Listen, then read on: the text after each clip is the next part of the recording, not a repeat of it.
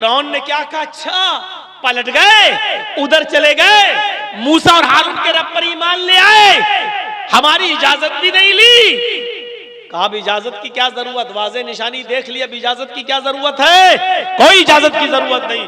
फिरौन हम अल्लाह रब्बुल आलमीन पर ईमान लाए, तेरी इजाजत क्यों ले? सुनिए सुनिए जुमला फिरौन ने। अल्हम्दुलिल्लाह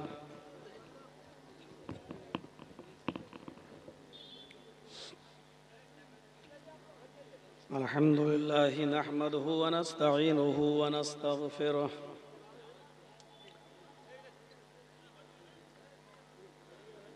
व नऊज़ु बिल्लाहि मिन शुरूरि अनफुसिना व मिन सय्यिआति अअमालिना।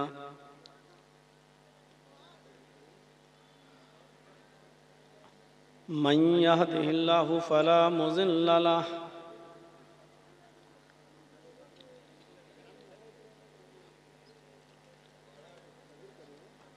व मन युज़लिल्हु फला हादिय लहु।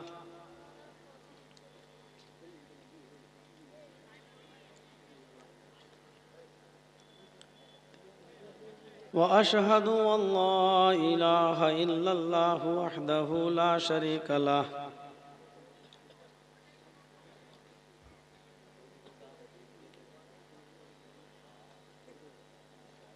व अशहदु अन्न मुहम्मदन अब्दुहु व रसूलुहु।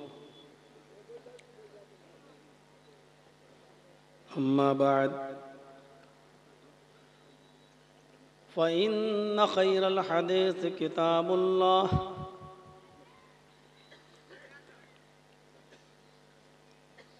व खैरल हदी हदी मुहम्मदिन सल्लल्लाहु अलैहि वसल्लम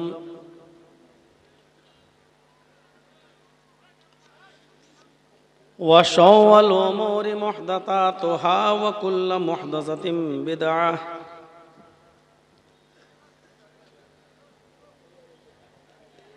व कुल्लु बिदअतिन ज़लालह व कुल्लु ज़लालतिन फिन्नार।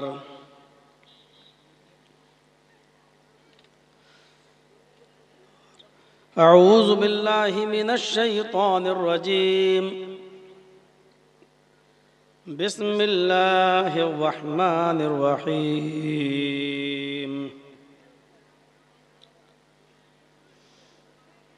वल अस्र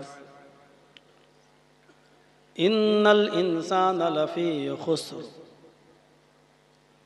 इल्लल्लज़ीना आमनू व अमिलुस्सॉलिहाति व तवासौ बिल हक़्क़ि व तवासौ बिस्सब्र। रब्बिश्रह ली सदरी व यस्सिर ली अमरी वहलुल उक़दतम मिन लिसानी यफ़क़हू क़ौली।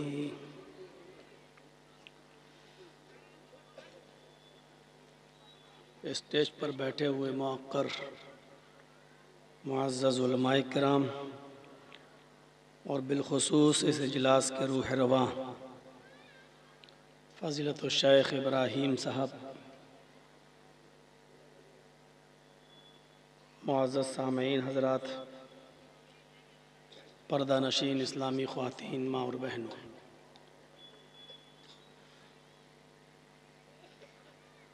इतनी रात तक आप लोगों का जमा रहना और फिर मेरे आने के बाद बैठना यकीनन ये आपकी हिम्मत और हौसले की तर्जुमानी करता है। इस बात की तरफ इशारा भी करता है कि अभी ईमान की हरारत हमारे दिलों में बाकी है। मुझे पहुंच तो जाना चाहिए था 5 बजे ही। मुझे जिस ट्रेन से मैं सफ़र कर रहा था वो लखनऊ में बिल्कुल राइट टाइम आई, सही टाइम पर चली, लेकिन उसको किशनगंज आते आते 7 घंटा वो लेट हो गई। मैं कल रात के 11 बजे से सफ़र कर रहा हूँ और अभी जस्ट किशनगंज स्टेशन पर उतरा हूँ शेख इब्राहीम हफ़िज़हुल्लाह से बराबर राब्ता था। एक बार ये हुआ कि चलिए कटिहार में छोड़ देता हूँ इसे, आप कोई गाड़ी भेज दीजिए। मौसूफ़ ने फ़ौरन गाड़ी रवाना की, लेकिन वो गाड़ी भी कोई हादसे का शिकार हो गई,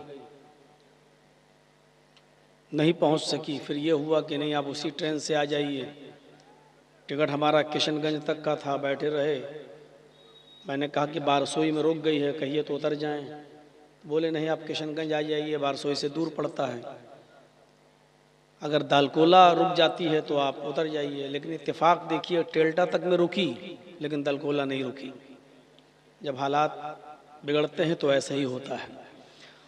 मैं अटैची बिल्कुल रेडी किए हुए था, हल्की भी स्पीड होगी तो मैं कूद जाऊंगा, लेकिन स्पीड इतनी तेज़ थी कि अगर मैं कूदता तो शायद यहाँ ना होता। अपनी जान को भी बचाना है, जानबूझ के हलाकत में नहीं डालना है। किसी तरह आप तक पहुँचे और पहुँचते ही सीधे स्टेज पर आए। न मुँह धुला, न चाय पिया, न कपड़ा चेंज किया, सीधे गाड़ी यहाँ खड़ी की और यहाँ चले आए और ऐसे ही बैठ गया हूँ। अगर आपको मोहब्बत है तो हम भी आपकी मोहब्बत में, मैंने कोई कसर नहीं रखा। अगर नहीं आता तो ये होता कि इब्राहिम साहब ने धोखा दिया, झूठा नाम डाल दिया इश्तिहार में, और आप कल इनको जो होटलों में बैठ के नंगा करते, तो वो भी एक बुरी चीज़ है। हर इंसान के साथ मजबूरियां लगी थी। जो गाड़ी 5 बजे आना थी, अब वो रात के 12 के बाद आ रही है, तो इसमें किसी का क्या कसूर है।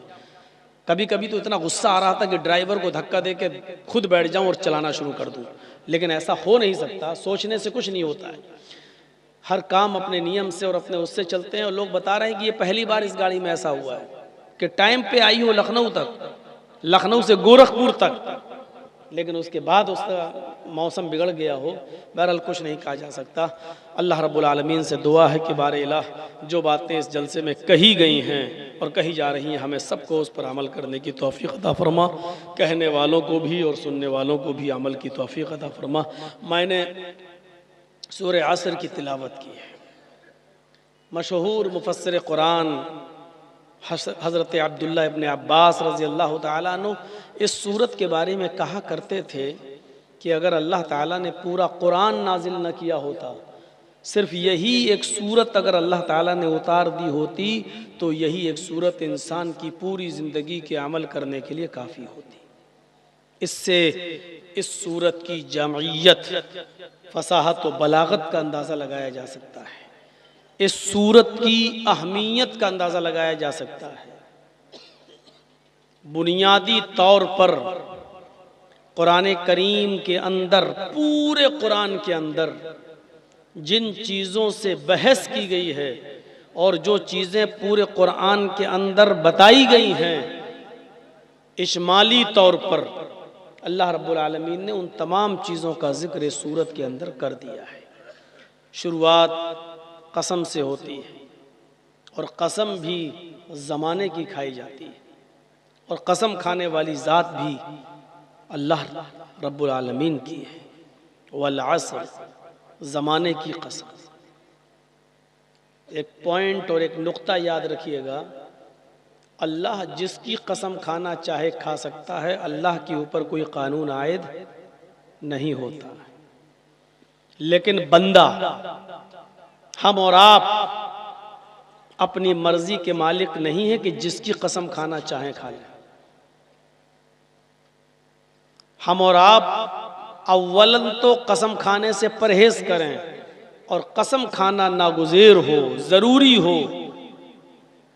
सामने वाला बगैर कसम खाए हुए हमारी बात तस्लीम करने के लिए तैयार ना हो, तो ऐसी सूरत में हम अल्लाह की कसम खा सकते हैं।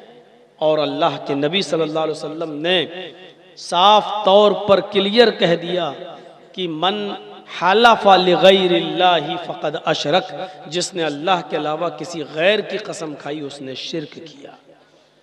गैरुल्लाह की कसम खाना शिर्क है इस्लाम के अंदर। तो बंदा सिर्फ अल्लाह की कसम खा सकता है, गैरुल्लाह की नहीं। लेकिन अल्लाह पर कोई कानून आयद नहीं होता, वो जिसकी कसम खाना चाहे खा सकता। यहां अल्लाह ताला ने जमाने की कसम खाई, वल असर, जमाने की कसम। और उसके बाद यकीन दिलाया, इन्नल इंसान लफी खुस्र,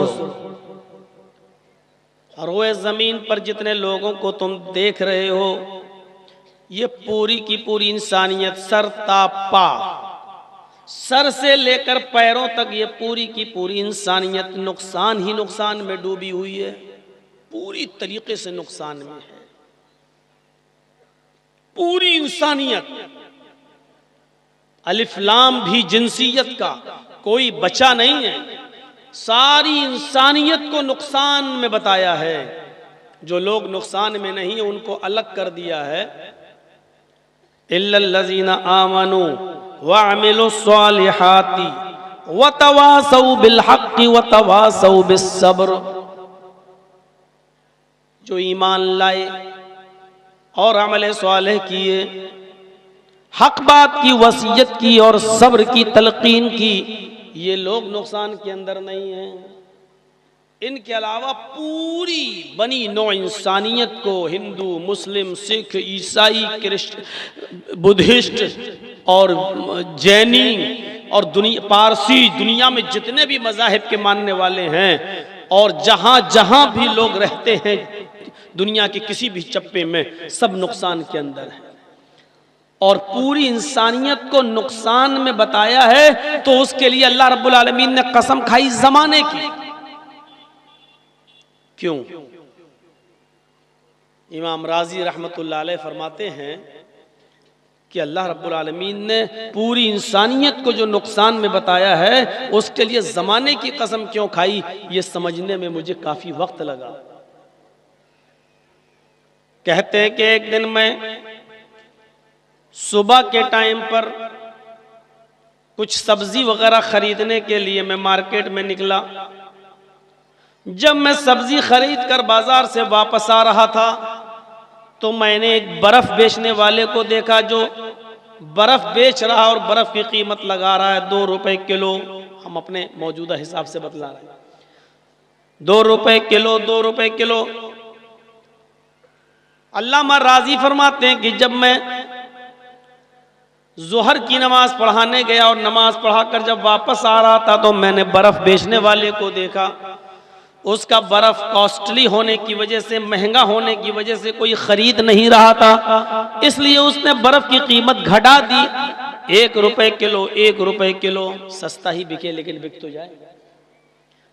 कहते हैं कि जब मैं असर की नमाज पढ़ाकर वापस आ रहा था तो मैंने देखा बर्फ बेचने वाला बर्फ को 1 रुपए किलो से भी कम कर दिया, 50 पैसे किलो, 50 पैसे किलो, 50 पैसे किलो। अल्लामा राजी कहते हैं कि जब मैं मगरिब की नमाज पढ़ाने के लिए गया तो मैंने देखा कि बर्फ बेचने वाला नमाज पढ़ाकर जब वापस आ रहा था तो बर्फ बेचने वाले ने 50 पैसे से भी उसकी कीमत घटा दी और उसकी कीमत रख दी 25 पैसे किलो, 25 पैसे किलो। इशा की नमाज के बाद जब मैं बिस्तर पे आ रहा था, घर की तरफ जा रहा था तो मैंने देखा कि बर्फ बेचने वाला आवाज दे रहा है, लोगों मेरा बर्फ फ्री में ले जाओ। घुलने से और पिघलने से बेहतर है कि तुम्हारे बीवी बच्चे इसका ठंडा पानी पी लें, कुछ दुआएं दे दें। अगर 25 पैसे किलो भी आपको महंगा लग रहा है तो ये फ्री में ले जाओ। मेरा बर्फ बर्बाद हो जाने से बेहतर है कि किसी के मुंह लग जाए। मेरे बर्फ को घुलने और पिघलने से बेहतर है कि आप लोग इसका ठंडा पानी पी लें। इमाम राजी कहते हैं जब मैं घर आया, खाना आना खाने के बाद जब मैं बिस्तर पर लेटने के लिए चला, कुरान की चंद आयतें पढ़कर सोने का मेरा मामूल था।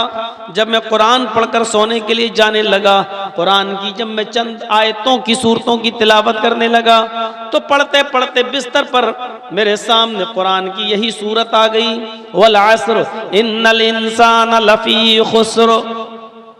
जमाने की कसम, रूए जमीन पर जितनी भी इंसानियत है सब नुकसान के अंदर है। आज मैं समझ गया कि अल्लाह रब्बुल आलमीन ने सारी इंसानियत को नुकसान में क्यों बताया। जैसे जैसे बर्फ पिघलता जाता है, घुलता जाता है, वैसे वैसे उसकी कीमत भी कम होती चली जाती है। बर्फ घुलता जा रहा है, उसकी कीमत कम होती जा रही है। इसी तरीके से इंसान भी एक दिन, 2 दिन, 1 हफ्ता, 2 हफ्ता, 1 महीना, 2 महीना, 1 साल, 2 साल, जैसे जैसे वो गुजारता जा रहा है उसकी जिंदगी भी बर्फ की तरह पिघलती जा रही है, उसकी जिंदगी भी बर्फ की तरह घुलती जा रही है, उसकी जिंदगी भी बर्फ के मानिंद कम होती जा रही है। जैसे बर्फ घुलता जाता है इंसान की जिंदगी भी घुल रही है। 1 महीने पहले जिन लोगों ने मुझे सुना, आज जो मुझे सुन रहे हैं, आपका सुनना और मेरा यहां आना इस बात का मैसेज दे रहा है कि जर्जीस तुम अपनी जिंदगी का 1 महीना कम कर चुके हो और आप भी अपनी जिंदगी का 1 महीना कम कर चुके हैं। 10 साल पहले मेरा जिन लोगों ने प्रोग्राम सुना और आज भी सुन रहे हैं, हमारी और उनकी जिंदगी मैसेज दे रही है कि जर्जीस तुम भी अपनी 10 साल की जिंदगी कम कर चुके हो। जो सुन रहे हैं वो भी अपनी 10 साल की जिंदगी कम कर चुके हैं। और इंसान जैसे जैसे 1, 2 दिन, 1 महीना, 2 महीना, 1 साल, 2 साल गुजार रहा है ना, वो हकीकत में जिंदगी नहीं गुजार रहा है, उतना ही वो अपने कब्र के करीब हो जाता है। हम और आप उतना ही अपने कब्र के करीब हो गए। इंसान की मंजिल वही है। 100 बीघा जमीन आपकी हो, 5 एकड़ जमीन के आप मालिक हो, कितनी ही जमीन आपकी हो, हकीकत में ये जमीन आपकी नहीं है। आप मरेंगे, इस पर किसी और का कब्जा होगा। हमारी और आपकी ओरिजिनल जमीन वही 2 गज है, जो मरने के बाद भी अपना दावा वापस नहीं। और वही 2 गज जमीन में हमें और आपको दफन होना है। इसलिए आदमी ये याद रखे कि वो 5 एकड़ जमीन का मालिक नहीं है, 100 बीघा जमीन का मालिक नहीं है। हम हकीकत में उसी 2 गज जमीन के मालिक हैं जिसमें हमें रहना है, जिसमें हमें जाना है, और हम उसी के करीब हो गए। और 2 ही ठिकाने हैं, जन्नत या जहन्नम, बीच का कोई ठिकाना नहीं है। हजरत उमर फारूक रज़ी अल्लाह ताला अन्हु ये कहा करते थे कि हमारी नेकियां और हमारे गुनाह दोनों बराबर बराबर कर दिए जाएं, न मुझे जन्नत मिले न मुझे जहन्नम मिले, तब भी मैं ये समझूंगा कि मैं खुश नसीब हूं। मुझे बीच में डाल दिया जाए, न जन्नत मिले न जहन्नम मिले, अगर बीच में रख दिया जाए तब भी मैं ये समझूंगा कि मैं खुश नसीब हूं। लेकिन ऐसा होना नहीं है। 2 ही ठिकाने, जन्नत या जहन्नम। हम और आप 1 साल 2 साल जो गुजार कर आगे बढ़ जाते हैं, हकीकत में अपनी जन्नत के या अपनी जहन्नम के उतने करीब हो जाते हैं। हकीकत यही है कि हम या तो अपनी जन्नत के करीब हो रहे हैं या अपनी जहन्नम के। और अल्लाह ना करे अगर हम अपनी बदआमालियों की वजह से 1 साल 2 साल 10 साल 20 साल अगर अपनी जहन्नम के करीब हो गए हैं, तो इससे बड़ा नुकसान हमारा और आपका क्या हो? क्या इससे भी बड़ा कोई नुकसान हो सकता है? इसीलिए अल्लामा राजी ने कहा है कि मैं समझ गया अल्लाह ने जमाने की कसम क्यों खाई, क्योंकि जिस तरह बर्फ घुल रहा है उसी तरीके से 1 साल 2 साल जमाना भी बर्फ की तरह पिघल रहा है। हम अपनी जिंदगी कम करते चले जा रहे हैं, हम अपनी जिंदगी कम करते जा रहे हैं। बर्फ की मानिंद हमारी जिंदगी पिघलती जा रही है, बर्फ की मानिंद हमारी जिंदगी पिघल रही है। हम अपनी कब्र के करीब हो रहे हैं। सिकंदर बादशाह 6 महीने हुकूमत किया करता था और 6 महीने वो जंगल में अपनी जिंदगी बसर किया करता था। जंगल में चश्मदीद लोगों ने रात में सिकंदर बादशाह को देखा। 1-2 लोगों ने सिकंदर बादशाह को जंगल के अंदर टूटी और फूटी हुई कब्र के पास, कब्र की बोसीदा हड्डियों के पास बैठा हुआ देखा। और ये बड़बड़ाते हुए लोगों ने सुना कि सिकंदर बादशाह उस कब्र की बोसीदा हड्डियों के पास बैठकर ये कहता जा रहा है, आए हड्डियों कल तुम मेरे जैसी थी, ऐ हड्डियों, कल तुम मेरी तरह आती हो, कल मैं तुम्हारे जैसा हो जाऊंगा। ऐ हड्डियों, कल तुम मेरे जैसी थी और कल मैं तुम्हारे जैसा हो जाऊंगा। ऐ हड्डियों, कल तुम मेरी तरह थी और कल मैं तुम्हारे जैसा हो जाऊंगा। वो ये बोल बोल कर अपनी मौत को याद कर रहा है। वो कब्र की बोसीदा हड्डियों को, सड़ी हुई हड्डियों को देखता है और कहता जाता है, ऐ हड्डियों, कल तुम मेरी तरह थी और कल मैं तुम्हारे जैसा हो जाऊंगा। इसीलिए जनाबी मोहम्मद रसूलुल्लाह सल्लल्लाहु अलैहि वसल्लम ने फरमाया, फजूरुल कुबूर फइन्नकुम तुज़क्किरुकुमुल मौत। लोगो, तुम कब्रों की ज़ियारत किया करो, तुम कब्रों पे जाया करो, इसलिए कि कब्रों की ज़ियारत करने से तुम्हें वहां जाकर अपनी मौत याद आएगी, तुम्हें अपना ठिकाना याद आएगा, तुम्हें अपना मस्कन याद आएगा, तुम्हें इस जगह आना है। ये कब्रें तुम्हें याद दिलाएंगी कि तुम्हारा ठिकाना ये है। सिकंदर बादशाह के इस वजीफे से सीखो, इस विर्द से सीखो कि वो किस तरीके से अपनी मौत को याद किया करता था। हम और आप धीरे धीरे कब्र के करीब जा रहे हैं। अबू हुरैरा उस हदीस के रावी हैं। तिर्मिज़ी शरीफ अब्वाबुज़ ज़ुहद के अल्फाज हैं। फरमाया अबू हुरैरा रज़ियल्लाहु ताला अन्हु ने कि अल्लाह के नबी सल्लल्लाहु अलैहि वसल्लम ने फरमाया, बादिरू बिल अमाली सबअन हल तंतज़िरून इल्ला फ़क़रन मुनसिया औ गिनन मुदगिया औ मरज़न मुफ़सिदा औ हरमन मुफ़निदा औ मौतन मुजहिज़ा अव दज्जाल फशर्रु गाइब युंतज़र अव अस्साअ फस्साअतु अदहा व अमर्रु। तिर्मिज़ी अब्वाबुज़ ज़ुहद के अल्फाज हैं। अल्लाह के नबी फरमाते, लोगों, 7 चीजों के आने से पहले नेक अमाल कर लो। इन 7 चीजों का तुम इंतजार न करो, इन 7 चीजों का इंतजार न करो। हल तंतज़िरूना इल्ला फ़क़रन मुनसिया, क्या तुम ऐसी फकीरी का, ऐसी गुर्बत का इंतजार कर रहे हो जो तुम्हें सब कुछ भुला दे? पैसा दिया अल्लाह ताला ने, क्या तुम फकीरी का इंतजार कर रहे हो तब इबादत करोगे?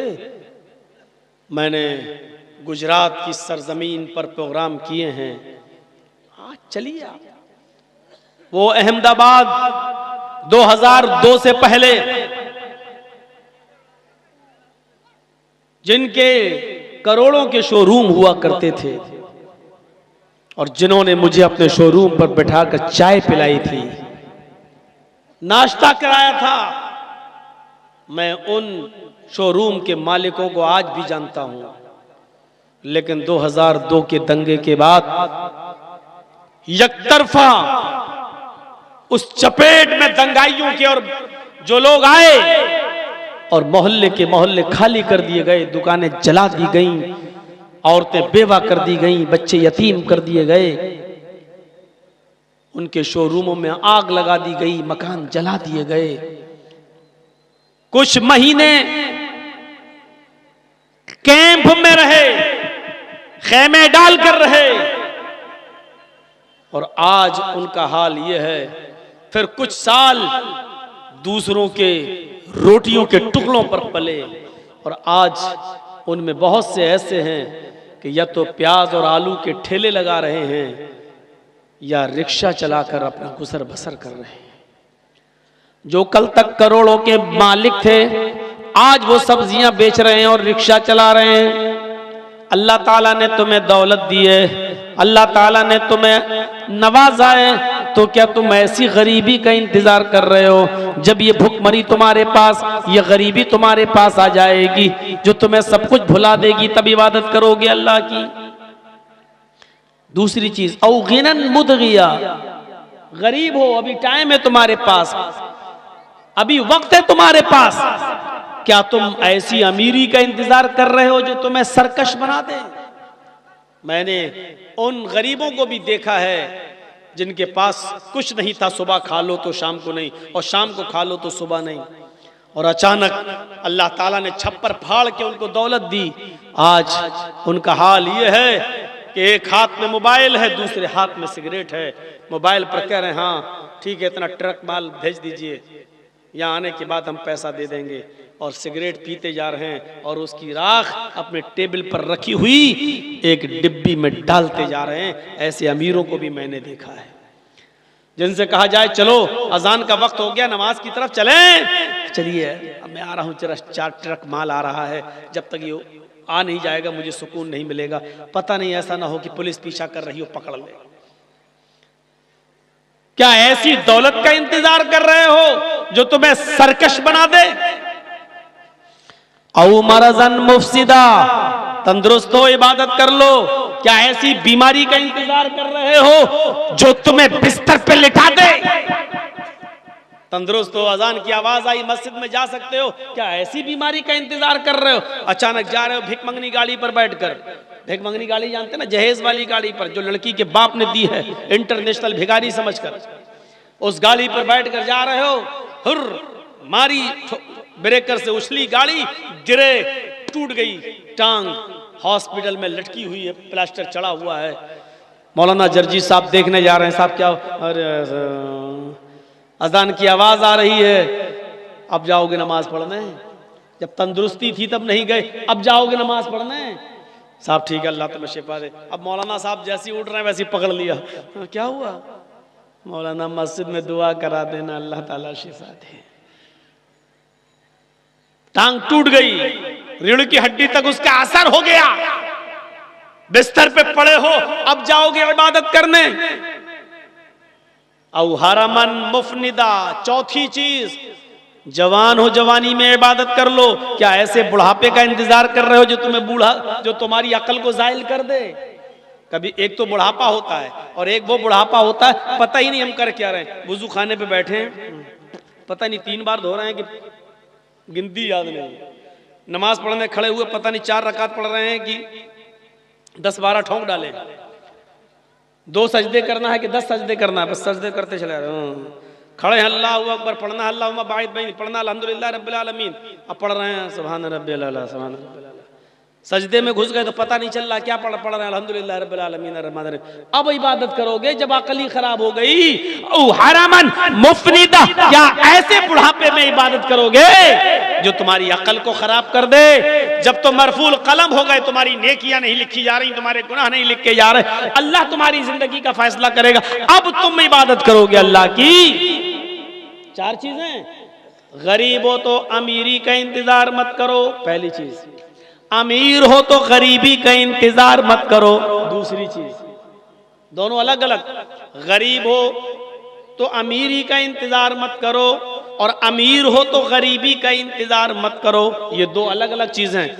तंदुरुस्त हो तो बीमारी का इंतजार मत करो, और जवान हो तंदुरुस्त हो तो अकल को खराब कर देने वाले बुढ़ापे का इंतजार मत करो। 4 चीजें। औ मौतन मुजहिजा, क्या अचानक आ जाने वाली मौत का इंतजार कर रहे हो? मर जाओगे तब अल्लाह की इबादत करोगे? अचानक मौत तो कभी किसी की आ सकती है। जर्जी साहब आज यहाँ हैं, कल का प्रोग्राम कहीं और है, लेकिन जर्जी साहब को प्रोग्राम की तारीख दी है लेकिन कंफर्म नहीं है, और गारंटी के साथ नहीं कहा जा सकता है कि मैं कल के जलसे में पहुंच पाऊंगा कि नहीं पहुंच पाऊंगा। अचानक मौत किसी की भी आ सकती है। जा रहे हैं, अटैक कभी भी पड़ सकता है। गए, और याद करो जामिया सल्फिया बनारस के उस जबरदस्त बड़े आलिम को, डॉक्टर रज़ाउल्लाह मोहम्मद इदरीस सलाफी मदनी, जिनके नाम के आगे आज लगाना पड़ता है रहमतुल्लाह अलैह, गए थे बंबई में दीने रहमत कॉन्फ्रेंस में शिरकत करने। जलसे में तकरीर हुई उनकी क़ज़ा व क़दर के मौजू पर, बोले और जैसी तकरीर करके हटे सीने में दर्द हुआ, हॉस्पिटल तक ले जाया गया। हॉस्पिटल ले जाने से पहले रास्ते ही में इंतकाल हो गया। जलसे में गए, सोचा था कभी कि हम घर वापस नहीं आ पाएंगे। औ मौतन मुजहिज, अचानक मौत। अल्लाह उनकी कब्र को नूर से भर दे, गरीक़ रहमत फरमाए, उनकी रूह को आला इल्लीन के अंदर जगह अता फरमाए। मेरे प्यारे साथियों, ये किसके साथ नहीं हो सकता है? कोरोना में कैसे कैसे हमारे जमात के बड़े बड़े आलिम इस दुनिया से चले गए। 40-40, 45-45 साल की उम्र और चले गए। तसव्वुर नहीं कर सकते आप। अभी एक और बीमारी नई निकली है, ये वैक्सीन वालों को भी नहीं छोड़ रही है। और देखते रहिएगा, आलिमुल गैब तो नहीं हूं, लेकिन अब तक के हालात बतला रहे हैं, यूपी का जब चुनाव होगा, अगर 3 या 4 चरणों में चुनाव हुआ, 5 चरणों में हुआ, तो 4 चरण तक तो ठीक चलेगा, लेकिन 5वीं चरण का या 6ठी चरण का जब चुनाव होगा, तो उसमें यह लहर बहुत तेजी के साथ आएगी। और ये आएगी नहीं, लाई जाएगी। और लाने वाले 2 ही आदमी हैं, नाम नहीं लूंगा, आप समझ गए हैं, समझदार हैं। मेरे भाइयों, देखिएगा ये लहर कब आएगी, किस वक्त आएगी, कैसे आएगी, किस टाइम पे आएगी। ये सब सेटिंग पहले से है, क्योंकि यूपी को दोबारा हासिल करना है। क्योंकि बंगाल से तो तमाचा पड़ा है, ठोकर लगी है, सर अभी जमीन पे गड़ा हुआ है, सर उठा नहीं पा रहे हैं। इसलिए यूपी को किसी तरीके से जीतना है, किसी भी तरीके से। अगर यूपी चला गया इनके हाथ से तो दिल्ली जाना तय। इसलिए यूपी किसी तरीके से ये जाने नहीं देंगे। इसके लिए कोरोना से भी ज्यादा खतरनाक बीमारी आएगी। चुनाव के 2-3 चरण हो जाने के बाद 4थे या 5वें चरण में इसकी भयानक लहर फैलेगी। किसकी तरफ से फैलेगी? और ये कुछ कुत्ते जो हड्डियां डाल देने के बाद इनकी चोंचें चलेंगी, मीडिया वाले। और वो कुत्ते कौन है मैं नाम भी नहीं लूंगा, और वो कुत्ते खुद समझ जाएंगे कि कुत्ते किसको कहा गया है। वो अच्छी तरीके से जानते हैं। जिनको आप गोदी मीडिया कहो या जिसको भक्त मीडिया कहो, जो कहना चाहो कहो, हमारी नजर में हड्डियों को खाने वाली, सड़ी हुई हड्डियों पे गिरने वाली ये मीडिया, देखिएगा इस लहर को कैसे सुनियोजित तरीके से और ढंग से फैलाएगी। और उसी में सब गड़बड़, और सब उसी में होगा गड़बड़। तो मौतन मुजिज़ा, अचानक मौत कभी भी आ सकती है। उस मौत के आने से पहले इबादत कर लो। 5 चीजें। अब दज्जाल फशर्रु गाइब युंतज़र, दज्जाल के आने से पहले, खुरूज दज्जाल से पहले नेक अमाल कर लो। जब दज्जाल निकल जाएगा, आ जाएगा, तब तुम नेक अमल करोगे। जब तुम्हारी नेकियों के दरवाजे बंद कर दिए जाएंगे, तब नेक अमाल करोगे। गायब फितनों में, गायब चीजों में सबसे बड़ा फितना इसी खुरूज दज्जाल का है। दज्जाल से बड़ा कोई फितना नहीं है गायब चीजों में। ये 6ठी चीज है। और 7वीं चीज, अब फसाअत व धावा अमर, क्या कयामत आ जाएगी तब तुम नेक अमाल करोगे? कयामत के आने से पहले नेक अमाल कर लो। कयामत के आने से पहले मेरे भाइयों, कयामत के आने से पहले नेक अमाल। वो कयामत जिसका चर्चा हर जगह है, वो कयामत जिसको बाइबल में डे ऑफ जजमेंट के नाम से जाना गया है, वो कयामत जिसको हम हिंदू धर्म के शास्त्र और वेदों के मुताबिक परलय और महापरलय के नाम से जानते हैं, जिसके बारे में ये कहा गया है कि न पुत्र पिता को देखेगा, न पिता पुत्र को देखेगा। ये ऋग्वेद के अंदर, ऋग्वेद भूमिका में लिखा हुआ है। न पुत्र पिता को देखेगा, न पिता पुत्र को देखेगा। बस इतना। इसी को हमारे कुरान ने यूं कह दिया, यौम यफिरुल मरउ मिन अखीही व उम्मिही व अबीही व साहिबतिही व बनीही। उस दिन एक इंसान भागेगा, यौम यफिरुल मरउ मिन अखीही, अपने भाई से भागेगा, व उम्मिही व अबीही, एक इंसान अपनी माँ से भागेगा, अपने बाप से भागेगा, व साहिबतिही व बनीही, अपनी बीवी से भागेगा और अपने बेटों से भागेगा। एक आदमी है, भाई को देखकर भागेगा कि ये मुझसे एक नेकी न मांग बैठे। बेटा अपनी माँ को देखेगा, भागेगा कि मेरी माँ मुझसे कहीं एक नेकी का सवाल न कर ले। अपने बाप को देखेगा तो भागेगा कि ये मेरा बाप मुझसे सवाल न कर ले। अपनी बीवी को देखेगा, जिस बीवी के बिना दुनिया में एक पल नहीं रह पाता था, उस बीवी को देखेगा तो छिप जाएगा, मुझसे मेरी बीवी कहीं एक नेकी न मांग बैठे। अपनी औलाद जिसके हल्के से पेट के दर्द, हल्का सा पेट का दर्द आपकी रातों की नींद उड़ा देता है, हल्का सा फीवर, हल्का सा टाइफाइड आपको रात के 2 बजे और 3 बजे अपने बेटे को हॉस्पिटल ले जाने पर मजबूर कर देता है, आपको अपनी नींद से बेदार कर देता है। उस बेटे का प्यार जो आज आपको इतना ज्यादा है, कयामत के दिन इस बेटे को देखकर इंसान भागेगा, ये मेरा बेटा मुझसे कोई नेकी ना मांग बैठे। यौमा यफिरुल मरु मिन अखीही व उम्मिही व अबीही व साहिबती व बनी। वेद कहता है पुत्र अपने पिता का न होगा, पिता अपने पुत्र को न देखेगा।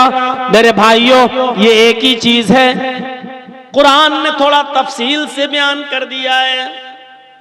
वो कयामत कि जिसके बाद जिस दिन हमें और आपको दोबारा जीवित किया जाएगा, दोबारा जिंदा किया जाएगा, कब्र से उठाया जाएगा और हिसाबो किताब लिया जाएगा। हाँ, ये वही दिन है जिसको वेदों ने कहा है मृत्यु पश्चातम द्वितीय जन्मम भवति, ने तृतीय ने चतुर्थ ने पंच ने षष्ठ ने सप्त ने अष्ट ने नवम ने दशकं का। मरने के बाद तुम्हारा एक दूसरा जन्म होगा, न तीसरा न चौथा न पांचवा न छठा न सातवां न आठवां न नवां न 10वां, यानी मरने के बाद तुम्हें दोबारा जीवित किया जाएगा। हिंदू धर्म में 7 जन्म है ना, कहते हैं 7 जन्मों तक हम तुम्हारे रहेंगे, इसलिए फेरे लगाए जाते हैं। औरत के जब शादी होती है पति के साथ कितने फेरे लगते हैं? 7 फेरों का मतलब जानते हो? 7 जन्म हम तक तुम हमारी हो, हम तुम्हारे। 7 जन्म हिंदू धर्म में, 7 जन्म, जबकि मालूम नहीं है कि अगला जन्म किसका होगा, लेकिन 7 जन्म है हिंदू धर्म में। वेद मना कर रहा है, वेद कह रहा है एक दूसरा ही जन्म होगा। मनुस्मृति और भागवत पुराण वगैरह कहते हैं कि 7 जन्म होंगे, लेकिन वेद मना करता है। वेद कहता है 7 जन्म है ही नहीं, एक ही जन्म है, मरने के बाद दूसरा जन्म, जिसको पुनर्जन्म कहते हैं, कब्र से दोबारा उठना। ये पुनर्जन्म को हम भी मानते, दोबारा जीवित होना हम भी मानते हैं मरने के बाद, लेकिन आवागमन के हम कायल नहीं हैं। आवागमन, चोरी करोगे तो बिल्ली बनोगे, जुआ खेलोगे तो भैंस बनोगे, ये हिंदू धर्म में आवागमन है। ये अच्छे कर्म करोगे तो इंसान और बुरे कर्म करोगे तो कुत्ता, बिल्ली, चूहा, बंदर, छछूंदर। यहां तक लिखा हुआ है कि ये गुनाह करोगे तो आलू बनोगे, ये करोगे तो कद्दू बनोगे, ये करोगे तो कटहल बनोगे। अब वो सारी हमें याद थोड़ी हैं, लेकिन चार तो ऐसे गुनाह हमें याद हैं जो मनुस्मृति के बारे में अध्याय में है। जुआ खेलोगे तो भैंस का जन्म होगा, चोरी करोगे तो नहीं, रिश्वत खाओगे तो कुत्ते का जन्म होगा, चोरी करोगे तो बिल्ली का जन्म होगा, और किसी लड़की पर अगर गलत नजर डालोगे तो अगला जन्म लड़की का होगा। ये हिंदू धर्म में 4 है, तो बहुत पूरी एक लिस्ट है, लेकिन हमें 4 ही याद है। और भी लिखा है, ये करोगे तो चावल का होगा, ये करोगे तो हरा धनिया बनोगे, ये करोगे तो हरी मिर्चें बनोगे, ये करोगे तो गोभी बनोगे, ये करोगे तो पत्ता गोभी बनोगे। पूरा है, दाल चावल और घी चीनी शक्कर सब लिखा है। लेकिन ये कुछ समझ में आने वाली बात नहीं है। जुआ खेलोगे तो भैंस का जन्म होगा, थोड़ी सी अकल दौड़ाओगे तो आप गिर जाओगे हैं? थोड़ा सा अकल पे जोर लगाओ। जुआ खेलोगे तो भैंस का जन्म होगा, उल्टा मफहूम निकालो, जुआ न खेलोगे तो भैंस का जन्म नहीं होगा। इसका मतलब दुनिया में जितनी भैंसें हैं ये पहले इंसान थी, यही तो मतलब हुआ, पहले इंसान थी, इन्होंने जुआ खेला होगा तो इनको भैंस का जन्म हुआ है। अगर दुनिया में कोई आदमी जुआ ही ना खेले तो फिर भैंस का जन्म नहीं होगा, और भैंस का जन्म नहीं होगा तो दूध नहीं मिलेगा, घी नहीं मिलेगा, मट्ठा नहीं मिलेगा, दही नहीं मिलेगा, छाछ नहीं मिलेगा, पनीर नहीं मिलेगा। मतलब क्या हुआ? ये सारी नेमतें खाना है तो जुआ खेलो, यही तो नतीजा निकलता है।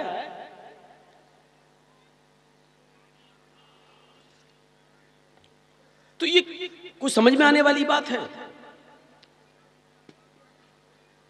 किसी लड़की पर गलत नजर डालोगे तो अगला जन्म लड़की का होगा। ये जलसे में जितनी आई हैं ये सब पहले मर्द थीं। इन्होंने किसी लड़की को गलत नजर से देखा होगा तो इनको लड़की का जन्म हुआ। अब दिमाग से सोचो कि अगर दुनिया में कोई आदमी किसी को गलत नजर से ना देखे, सबको माँ बहन बेटी की नजर से देखे और कोई गलत नजर न डाले, तो इसका क्या मतलब हुआ? फिर लड़की का जन्म ही नहीं होगा। जब लड़की का जन्म नहीं होगा तो फिर बच्चे कहां से पैदा होंगे, नस्ल कहां से बढ़ेगी? योगी जी तो खुद ही संन्यास लिए बैठे हैं, मोदी जी की है ही नहीं, और जबरदस्ती जिन्होंने प्यार किया वो आसाराम बने बैठे हैं। तो अब आप बताइए फिर नस्ल कहां से बढ़ेगी? एक दिमाग लगा के सोचिए, अकल में आने वाली बात है। चोरी करोगे तो बिल्ली का जन्म होगा। हमने आपका 2-4 तोला सोना चुरा लिया, पकड़े गए, पुलिस ने अंदर कर दिया। जब तक अंदर हैं तब तक हम चोरी तो नहीं कर रहे हैं, लेकिन अल्लाह ने, ईश्वर ने अगर हमको चोरी के जुर्म में बिल्ली बना दिया तो ये सजा कमजोर है, क्योंकि इंसान थे तो सोना चुराते थे, दौलत चुराते थे, पैसा चुराते थे। अब अल्लाह ने बिल्ली बना दिया तो अब आपकी मुर्गी चुरा रहे हैं, किसी का कबूतर चुरा रहे हैं, चोरी तो अभी भी जारी है। तो मतलब क्या हुआ? अल्लाह की सजा कमजोर है, ईश्वर की सजा कमजोर है, उससे तो सख्त हमारी जेल वाली सजा है। और एक चीज, रिश्वत खाओगे तो कुत्ते का जन्म होगा। कभी कभी हम देखते हैं ना, ये रोडों पर जो खड़े होते हैं, ट्रक गुजर रहे हैं, 100 रुपए लिया, ट्रक गुजर गया। तो ये सड़कों पर जो कुत्ते होते हैं, तो मैं सोचता हूं ये वही रिश्वतखोर हैं जो 100-100 रुपए लेकर ट्रक छोड़ते जा रहे हैं। और कुछ कुत्ते इतने स्टैंडर्ड हैं जो कुत्ते होने के बाद भी सड़कों पर नहीं, वो 18, 20, 25 साल की कॉलेज की लड़कियों की गोद में स्वीटी लवली बनकर बैठे हुए हैं और वो उनको चूम रहे हैं, पप्पी चम्मी सब, और एसी गाड़ियों में सफर कर रहे हैं। मैं सोचता हूं कि ये कितना बड़ा, ये जरूर कोई पार्लियामेंट का नेता रहा होगा, इसने बड़ा घोटाला और बड़ी रिश्वत खाई होगी, तब इसको ये जन्म हुआ है। और ये 100-100, 200-200 रुपए लेके छोड़ने वाले ये रोड वाले कुत्ते हैं जो इधर घूमते हैं, इनको कम छोटी रिश्वत तो छोटी नस्ल के कुत्ते, बड़ी रिश्वत तो बड़ी नस्ल के कुत्ते। ये आपकी किताब कह रही है, बताइए आप, मनुस्मृति कह रही है, यकीन कैसे आया? लेकिन वेद इसका खंडन करता है। वेद कहता है बिल्कुल नहीं, मरने के बाद इंसान दोबारा एक ही जन्म लेगा। ने तृतीय, ने चतुर्थ, ने पंच, न तीसरा, न चौथा, न पांचवा, ने षष्ठ, न छठा, ने सप्त, न आठ, सातवां, ने अष्ट, न आठवां, ने नवम, न नवां, न दशम, न 10वां। मरने के बाद इंसान का तीसरा, चौथा नहीं, पांचवा नहीं, छठा नहीं, सातवां नहीं, आठवां नहीं, नवां नहीं, 10वां नहीं, कोई जन्म नहीं होगा। मरने के बाद एक दूसरा ही जन्म होगा जहां उसको उसके कर्मों का हिसाब देना पड़ेगा। इसी को कुरान कहता है, अयहसबुल इंसानु अन युद्रका सुदा अलम यकुन नुतफतम मिन मनी युमना सुम्मा काना अलकतन फखलक फसव्वा फजअल मिनहु ज़ौजैनि ज़कर वल उन्सा अलैसा ज़ालिका बिक़ादिरिन अला अन युह्यिल मौता। क्या है इंसान, तू ये तसव्वुर करता है कि तुझे ऐसे ही बगैर हिसाब किताब के छोड़ दिया जाएगा? नहीं नहीं। अलम यकुन नुतफतम मिन मनी युमना, क्या तो शुरू में मनी का कतरा न था? क्या तो शुरू में एक हकीर और जलील पानी की बूंद न था जो रहमे मादर तक पहुंचाया गया, जो औरत के बच्चेदानी तक पहुंचाया गया? फिर अल्लाह ताला ने उसी पानी के कतरे से तेरी मजबूत खोपड़ी बनाई और उस खोपड़ी में इतना नरम भेजा बनाया, 2 उंगलियों के बीच में रख के मसलना चाहो तो मसल दो। धड़कने वाला दिल बनाया, उंगलियां बनाई, पोर बनाए, पैर बनाया, पिंडली बनाई, घुटना बनाया, रान बनाया, पेट बनाया, पीठ बनाई, रीढ़ की हड्डी बनाई, नाक बनाई, आंख बनाई, हजारों तारों का कनेक्शन डाल कर दो चमकते हुए ट्यूबलाइट, आंखों में रोशनी डाल दी, समझने वाला दिमाग दे दिया। जब हम ये सब काम कर सकते हैं पहली बार, फजअल मिन्हु ज़ौजैन ज़कर वल उन्सा, नर और मादा भी बना दिया, लड़का और लड़की भी बना दिया। है इंसानों, तो तुम बताओ, जब मैं पहली बार ऐसा कर सकता हूं तो क्या दोबारा हम तुम्हारे मरने के बाद हम तुम्हें जीवित नहीं कर सकते? अलैसा ज़ालिका बिक़ादिरिन अला अन युह्यियल मौता, तो क्या मैं मरने के बाद हम तुम्हें दोबारा जीवित नहीं कर सकते? जब पहली बार हमारे लिए करना आसान है तो दोबारा तो और ज्यादा। तो मेरे भाइयों, इस चीज को ज़हन में रखिए, वल अस्र इन्नल इंसान लफी खुस्र, हम खसारे की तरफ जा रहे हैं। अल्लाह न करे अगर हम जहन्नम के करीब हो रहे हैं, अपनी उम्र गुजार रहे हैं और एक एक दिन करके अगर हम कब्र के करीब जा रहे हैं और जहन्नम के करीब हो रहे हैं, तो इससे बड़ा खसारा कोई नहीं है। दो चीजें आगे, चार चीजें पेश की गई, इल्लल्लज़ीना आमनू व अमिलुस्सालिहात व तवासौ बिल हक़्क़ि व तवासौ बिस सब्र। इसमें दो चीजें एक साथ और दो चीजें एक साथ। इल्लल्लज़ीना आमनू व अमिलुस्सालिहात, जो ईमान लाए और जिन्होंने अमले सालेह किए, ये दोनों एक चीज है। और एक बात याद रखिएगा, ईमान और अमले सालेह दोनों जरूरी है। आपके पास ईमान है, अमले सालेह नहीं, बेकार है जिंदगी आपकी। आपके पास अमले सालेह है लेकिन ईमान नहीं, बेकार है आपकी जिंदगी। चलिए बंबई, हम आपको दिखाते हैं टाटा हॉस्पिटल। चलिए स्टेशनों पर गर्मियों के दिनों में हम आपको दिखाते हैं। चलिए गुरुद्वारे दिल्ली में संडे के दिन हम आपको दिखाते हैं कितना बड़ा लंगर करते हैं सिख, गरीबों को एक तरफ से एक लाइन से खाना खिलाते हैं। चलिए Tata hospital, cancer hospital Bombay में, हम आपको दिखाते हैं कि कितने बड़े बड़े अमीर लोग गरीबों की मदद करने के लिए लाख 2 लाख रुपए की चेक लेके घूमते हैं, फल फ्रूट लेके आते हैं, खाना ट्रकों पे भर के लाते हैं और वहां कैंसर पेशेंटों में तकसीम करते हैं, उनके इलाज का इंतजाम करते हैं। देखा जाए तो बज़ाहिर कितना अच्छा काम है, लेकिन अमले सालेह तो है लेकिन ईमान नहीं है उनके साथ, इसलिए बेकार है। हमारे पास ईमान है लेकिन अमले सालेह नहीं है। नाम मोहम्मद असलम, मोहम्मद अकरम, मोहम्मद अजहर, मोहम्मद फला, हमारे नाम बहुत अच्छे हैं। पूछो कौन हो? मोमिन है। मरने के बाद जलना पसंद करोगे या दफन? नहीं, दफन होंगे। सब कुछ अपना ईमान है लेकिन अमले सालेह नहीं हमारे पास। कई जगह मिसालें दी, आपको देता हूं। ईमान और अमले सालेह की मिसाल बिल्कुल इस तरह है जैसे मोबाइल और सिम। आपके पास मोबाइल है लेकिन सिम नहीं है तो मोबाइल किस काम का? आपके पास सिम है लेकिन मोबाइल नहीं तो सिम किस काम की?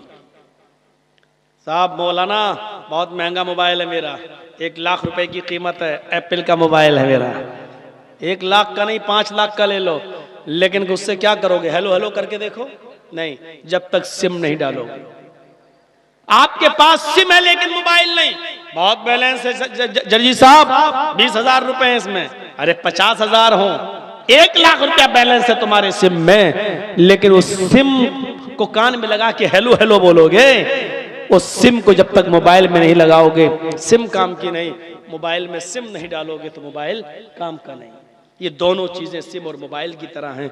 आपके पास ईमान है, अमले सालेह नहीं, बेकार है ईमान। और आपके पास अमले सालेह है लेकिन ईमान नहीं तो बेकार है अमले सालेह। मैंने इसकी मिसालें दे दी। दोनों जरूरी है। और एक बात और बता दूं, सुनिए गौर से। ईमान लो, सुनिए, ईमान एक मुआहिदा है और अमले सालेह उस मुआहिदे का अमली नतीजा है। आपने मुआहिदा कर लिया, लेकिन उस मुआहिदे के मुताबिक अगर आपने काम नहीं किया तो मुआहिदा बेकार। मसलन सुनिए, मैं एक मजदूर हूं, आपने मुझे अपने घर बुलाया, जरजीत साहब मेरी ये दीवार खड़ी होना है, क्या आप इस दीवार को खड़ा करेंगे कि क्या मजदूरी लेंगे? मैंने कहा ठीक है, 1000 रुपया डेली, सुबह 9 बजे आऊंगा, 5 बजे मैं चला जाऊंगा, 9 से 5 तक ड्यूटी, 5 दिन में आपकी दीवार मैं पूरी खड़ी कर दूंगा। आपने कहा डन, 1000 रुपए डेली देंगे हम, 5 दिन में हमारी दीवार आप खड़ी कर देना। मैंने कहा ठीक है, मुआहिदा हो गया। अब सुबह 9 बजे मुझे जाना चाहिए था, नहीं गया, दूसरे दिन भी नहीं गया, तीसरे दिन भी नहीं गया, चौथे दिन भी नहीं गया, 5वें दिन भी नहीं गया। जब 5 दिन पूरे हो गए, 6ठे दिन में गया अपने मालिक के पास, साहब मजदूरी दीजिए, आज 6ठा दिन है। मालिक क्या कहेगा, अबे किस बात की मजदूरी लेने आया है? साहब उस मुआहिदे की जो हमारे और तुम्हारे दरमियान तय हुआ था, हमारे और तुम्हारे दरमियान तो ये तय हुआ था कि 5 दिन आप काम करेंगे, 5 दिन में हम आपको 5000 रुपए देंगे, हुआ था ना? हाँ, तो मुआहिदा तो हुआ था ना, इकरार तो मैंने किया था ना कि हाँ मैं काम करूंगा जी, तो लाइए ना 5000 रुपए। कहेगा बे पागल है क्या, इकरार किया था तो आया क्यों नहीं? अरे मैं नहीं आया इससे क्या मतलब, मैंने इनकार तो नहीं किया था ना कि नहीं आऊंगा, मैं इकरार कर रहा था कि मैं आऊंगा, किया था आऊंगा, और मुआहिदा हमारे तुम्हारे दरमियान तय हो चुका था। आप दीजिए मुझे 5000 रुपया, आप दे देंगे मुझे? नहीं, आप उल्टा डांटेंगे और कहेंगे कमीने, जब तुझे नहीं आना था तो पहले बता देता, 5 दिन तक मैंने तेरा इंतजार किया, दूसरे को मैं काम पे लगा लेता, क्यों नहीं आया? मेरा नुकसान और हुआ। मेरे भाइयों, पता चला कि सिर्फ मुआहिदा काफी नहीं है, मुआहिदे के ऊपर जो आपने इकरार किया है वो इकरार भी काफी नहीं है, बल्कि मुआहिदे के मुताबिक आपको काम करना था। आपको 9 बजे जाना था और 5 बजे तक उसकी दीवार को खड़ा करना था। आपने ये काम नहीं किया, इसलिए आपको इस बात की मजदूरी नहीं मिलेगी। ईमान एक मुआहिदा है, सुनिए, ईमान एक मुआहिदा है और उस मुआहिदे का इकरार और उसका अमली नतीजा अमले स्वाले है। आपने ईमान कबूल कर लिया, इस्लाम ले आए, अशहदु अल्ला इलाहा इल्लल्लाह व अन्न मुहम्मदन अब्दुहु व रसूलुहु, आपने इस बात का इकरार कर लिया कि अल्लाह के अलावा कोई माबूद नहीं और मोहम्मद अल्लाह के रसूल है। अब आपने इस बात का भी इकरार कर लिया कि इस मुआहिदे के बाद अब हमें 5 वक्त की नमाज पढ़नी है, रमजान के पूरे महीने के रोजे रखना है, हमें हज भी करना है, हमें ज़कात भी देना है। आपने इस मुआहिदे के साथ साथ ये इकरार भी कर लिया, लेकिन नमाज भी नहीं पढ़ी, रोजा नहीं रखा, हज नहीं किया, आपने ज़कात भी नहीं दी, और कल क़यामत के दिन अल्लाह रब्बुल आलमीन के सामने खड़े होकर क्या आप जन्नत मांग सकते हैं? क्या आप ये कह सकते हैं कि अल्लाह मुझे जन्नत दे, क्योंकि मैंने ईमान कबूल किया था, मैंने मुआहिदा किया था, मैंने इस बात का इकरार किया था कि अल्लाह के अलावा कोई माबूद नहीं और मोहम्मद सल्लल्लाहु अलैहि वसल्लम अल्लाह के बंदे और रसूल हैं। अल्लाह क्या कहेगा, मेरे बंदे ये मुआहिदा था, तूने कबूल किया था, लेकिन इस मुआहिदे की जो शर्त थी 5 वक्त की नमाज, रोजा, हज, ज़कात, अच्छे अमाल, नेक काम, वो तुमने नहीं किए।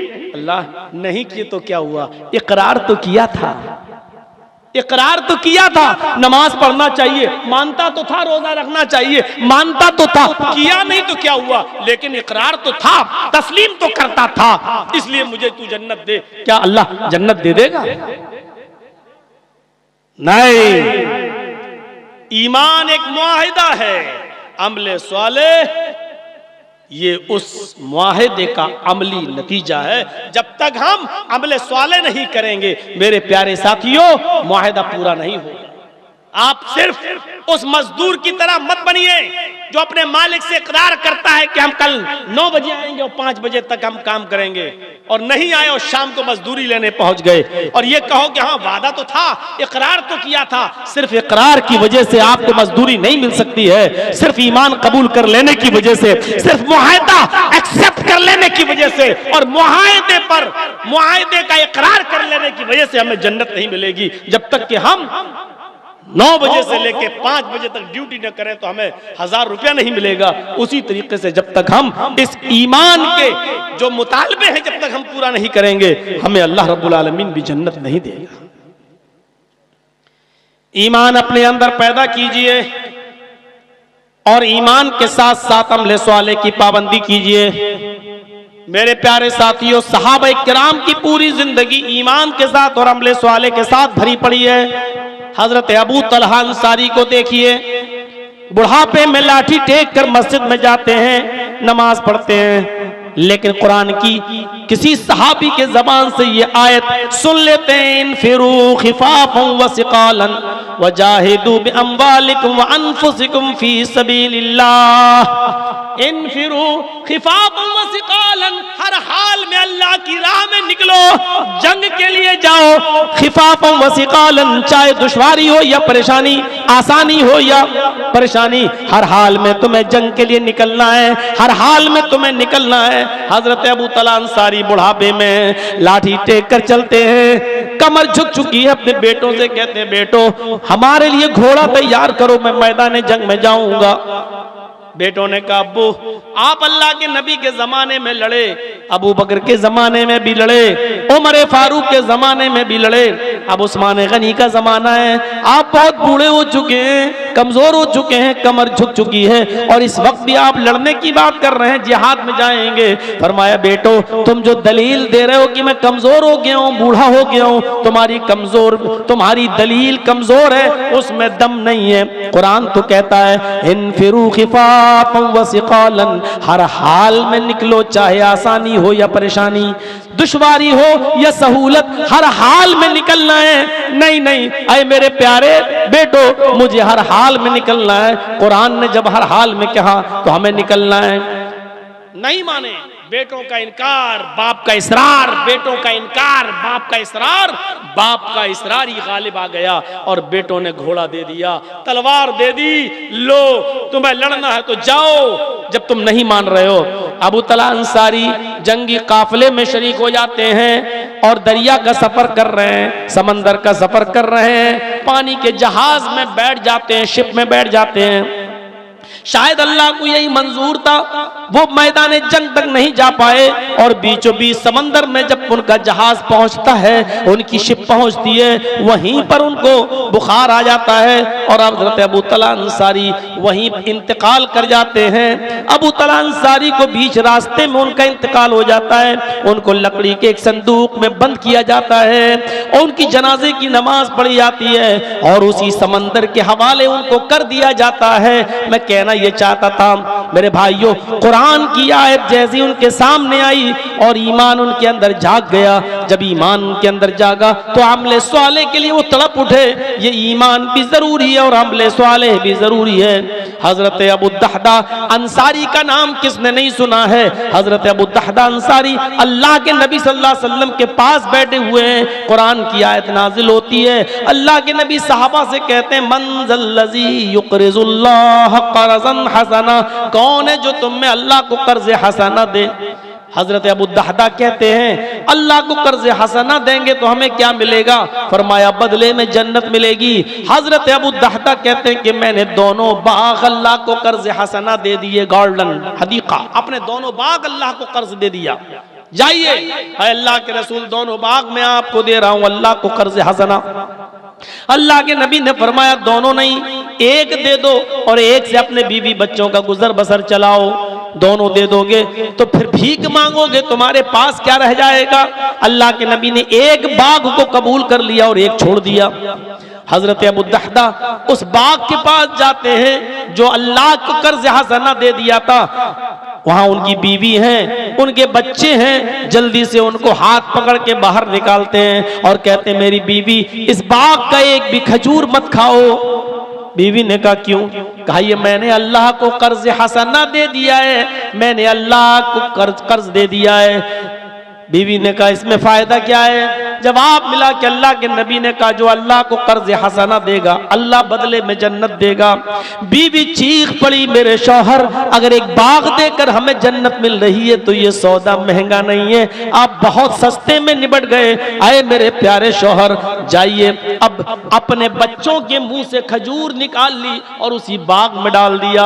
अपनी बीवी के दामन में जो खजूर थे उनको भी छीन कर उसी बाग में डाल दिया और फरमाया अल्लाह इस बाग तक पहुंचने में मुझे थोड़ी देर हो गई, जो बच्चे मेरे खजूर खा चुके उनको तो उनके पेट से मैं नहीं निकाल सकता, लेकिन जो खजूर मेरे बच्चों के मुंह में था आय अल्लाह मैंने उन खजूरों को भी निकाल कर तेरे बाग में डाल दिया। आय अल्लाह मैंने अपना काम पूरा किया, मैंने अपना वादा पूरा किया, तू अपना वादा पूरा कर। आय अल्लाह मैंने ये बाग कर्ज हसना दे दिया, तू बदले में मुझे जन्नत दे दे। मेरे भाइयों ईमान जब किसी के अंदर जागता है तो फिर ईमान के बाद ये ताकत भी उसके अंदर पैदा होती है। बताइए आपके अंदर ईमान है तो उसके अमली मुजाहिरे क्या है? क्या ईमान जाहिर होता है? क्या हम अपने आप को मोमिन कह सकते हैं? वो कौन सा ईमान था? वो एक औरत अल्लाह के नबी के पास आकर कहती है आय अल्लाह के रसूल मुझसे जिना का सुदूर हो गया है, इन्नी कदा सबतुल हद्द या रसूल अल्लाह, मुझे संसार कर दो, पत्थरों से मार मार कर अपने जुर्म का इकरार कर रही है। और अल्लाह के नबी ने कहा जाओ इस औरत को पत्थरों से मार डालो क्योंकि इसने जिना का इकरार कर लिया है। उस औरत को जब ले जाया जाने लगा तो गिर गई, कहने लगी मेरे पेट में बच्चा है। इल्म नबी अकरम को हुआ तो अल्लाह के रसूल ने इस औरत को छोड़ दिया और कहा जब बच्चा पैदा हो जाए तब आना, इसलिए कि जब तक तेरे पेट में बच्चा है इस बच्चे की जान नहीं ली जा सकती है। गलती तेरी है लेकिन सजा उस बच्चे को क्यों मिले जो तेरे पेट में पल रहा है। इतनी बड़ी इंसानियत ये इस्लाम सिखा सकता है। जब बच्चा पैदा हो गया तब वो आई, लीजिए उस बच्चे के वो रोने लगा। मां कहने लगी अल्लाह के नबी मेरी आखिरी ख्वाहिश पूरी कर दीजिए, इस बच्चे का दूध मुझे अपनी पिस्तानों का दूध इस बच्चे को पिला लेने दीजिए और यही मेरी आखिरी ख्वाहिश होगी। दे दिया उस बच्चे को, गिले जाओ ये बच्चा। उसने दूध पिलाया। अल्लाह के नबी ने देखा कि उसके होंठों पर दूध लगाए और इस बच्चे को अभी इस माँ के दूध की जरूरत है, तो फरमाएगा औरत इधर आओ इस बच्चे को ले जाओ। कहा क्यों? कहा इस बच्चे की गिज़ा तुम्हारी पिस्तान में मौजूद है, अभी मैं तुम्हें नहीं मार सकता, तुम्हें पत्थरों से कत्ल नहीं कर सकता क्योंकि इस बच्चे की गिज़ा तुम्हारी पिस्तान में है। मैं बेरहम नहीं हूँ, इस बच्चे का हक नहीं मार सकता। जब तक ये बच्चा रोटी ना खाने लगे तब तक तुम्हें सजा नहीं दी जाएगी। जाओ अपने घर में इस बच्चे को लेकर जाओ, इसको अपनी पिस्तान का दूध पिलाओ, जब ये रोटी खाने लगे तब लेकर आना। फिर वो रोटी खाने लगा तब लेकर आई। अल्लाह के नबी ने फरमाया खातून अब तेरे पास तेरे लिए मेरे पास कोई गुंजाइश बाकी नहीं है। जितना छोड़ना था छोड़ दिया और जितनी गुंजाइश हो सकती थी रहमो करम की वो कर दी। अब कोई गुंजाइश नहीं है मेरे पास तेरे लिए, जाओ इसको ले जाओ। और बच्चा एक किसी सहाबी को दिया और उस औरत को सीने के बराबर गाड़ दिया और पत्थरों से उसको मार मार के खत्म कर दिया। बताने का मकसद सिर्फ ये है मेरे भाइयों, ये उस औरत के अंदर ईमान था, जाग गया। कहने लगी अल्लाह के रसूल मैं बकरियां चरा रही थी, मेरा शौहर 2-3 साल से नहीं रहा घर पे और वहां जंगल में एक और आदमी था जो बकरियां चरा रहा था। हम लोगों की आंखें चार हो गईं, चूंकि जवानी की दहलीज पे मैं कदम रखे हुए थी इसलिए अपने आप को संभाल नहीं सकी और पहाड़ के दामन में हमसे जिना का सुदूर हो गया। लेकिन जिना होने के बाद फौरन पछताती और कहती अल्लाह के रसूल मुझे पाक कर दीजिए, अरे अल्लाह के नबी मुझे पाक कर दीजिए। ये ईमान की वो ताकत थी जिसने ये नहीं देखा कि लोग मुझे क्या कहेंगे, मेरी कितनी रुसवाई होगी, मेरी कितनी बदनामी होगी। वो आकर कहती है कि अल्लाह के रसूल मुझे पाक कर दीजिए, अरे अल्लाह के नबी मुझे पाक कर दीजिए। ये ईमान की ताकत है जो अपने आप को दुनिया में इस्लामी सजा पाने के लिए तैयार कर लेती है। इस दुनिया में पत्थरों से पिट पिट कर और मार खा कर मर जाना ये उस सजा से बेहतर है जो जहन्नम में मरने के बाद मिलेगी। ये ईमान था जो जहन्नम की सजा से बचने के लिए, दुनिया में सजा पाने के लिए वो औरत तैयार हो गई। मेरे भाइयों, हम और आप अपने गरीबानों में झांक कर देखें क्या क्या ईमान की ये ताकत हमारे अंदर है। जब ईमान की ताकत हमारे अंदर आ जाती है तो कोई कुछ नहीं देखता, फिर वो ताकत उसके अंदर पैदा होती है। अभी एक पुलिस वाला आपके गांव का, आपके थाने का आपके गांव में आ जाए, ना उसके पास लाठी हो, ना डंडा, ना बंदूक, और अभी वो कहे कि मैंने सुना है इस गांव में बहुत जुआ खेला जा रहा है, अभी सबको डांटे, सब लोग भीगी बिल्ली बने सुनते रहेंगे उसकी बात, कोई बोलेगा नहीं उसके सामने। वो अकेला पुलिस वाला, अकेला थानेदार पूरे गांव को डांटेगा, फटकारेगा, सब पर हावी होगा और सब लोग भीगी बिल्ली बनेंगे सुनते रहेंगे। क्यों? वो थानेदार अकेले सबको क्यों डांटता है? और आप लोग उससे सवाल जवाब क्यों नहीं करते? सारे लोग मिलकर उसको नहीं मारते, क्यों? क्योंकि आपको मालूम है कि वो पुलिस वाला आया अकेले जरूर है, लेकिन अकेले वो है नहीं, उसके पास ताकत है सरकार की, उसके पास ताकत है गवर्नमेंट की, वो अकेले नहीं बोल रहा है, वो ऑन ड्यूटी है। अगर मैंने उसको एक थप्पड़ भी मारा तो पूरा इलाका पुलिस छावनी में बदल जाएगा।